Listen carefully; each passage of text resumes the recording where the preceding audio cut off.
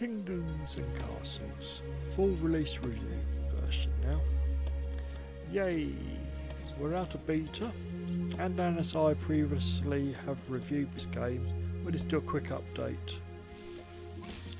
So, what's new about the full version? Well, quite a lot actually. The graphics have been upgraded quite substantially, look a lot cleaner, and the blocks and everything just seems more crisper, rounder, better rendered. As you can tell, this game is now a full version rather than sort of, you know, just half done like the last version we had, and I think it looks absolutely gorgeous. You can zoom in further and obviously out as well, a lot cleaner as you go in and come out. I think the general look of the whole sort of area looks far nicer, the sort of general world. I think it just looks great, but you know, as in anything, it's subjective, and it's just my humble opinion, of course, or not so humble, so up yours. Right, on with the show. What we got next? We have sound. Hasn't really changed much, I don't think, because I think the sound was already pretty perfect in the beta. It's just as good. I love the tunes. The spot sound effects are lovely. There's just not enough you can say about it. I think it all works great in the game. Now, the actual game itself, I think the menu system is a lot easier to use now. It's easy to find what you want, and also to find the information you need, you know, through the menuing system. It's very easy to use, it's obvious, and it's very well labelled. It just all works now. Far better than the other menu system, which I was always hunting for things and going, oh, where the hell is everything? Now I can go straight to it first time, and it just works. So well done, guys. This is great. Keep up the great game design. I mean, it's so easy. You can just click down to individual people, your little pixel people, and see what they want, need, etc. It is that controllable. I love it. Just having a quick look at my notes here. The only problem I have with the gameplay is sort of almost more like the society itself. Is I had great problems staffing my buildings and sort of staffing the general building of it and everything, but that was more of my problems, not the game problems. It could have quite easily worked if I'd have just generally managed my resources better, as in I didn't have enough people being produced to sort of fill up my usage or needs. I should have better balanced it, but again, that was my problem, not the game's problem. I just want to highlight it just for, you know, being honest about it. One thing I absolutely love about the game is the ability to control time in the game. Able to slow down, speed up, pause. I think it's wonderful in a strategy game.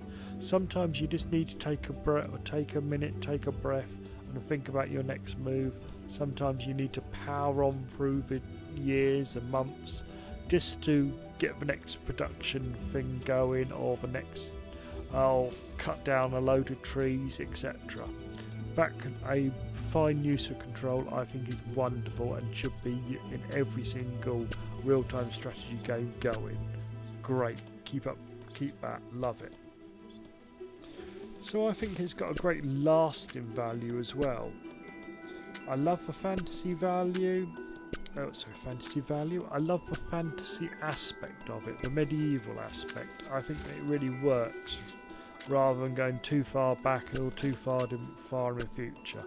Because I think everyone understands medieval times, they understand the peasants up to the kings.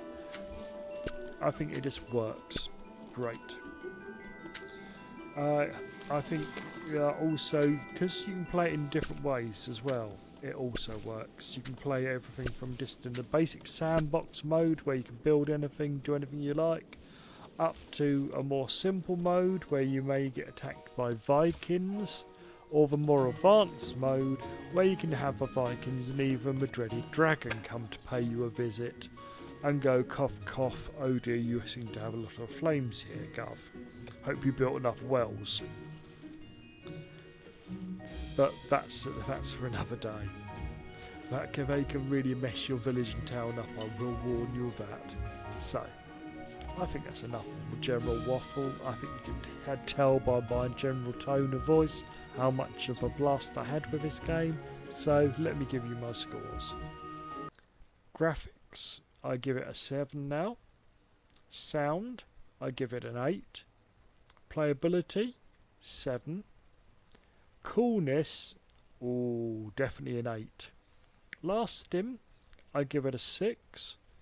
So it's a grand total of 36, but puts it into my low A category.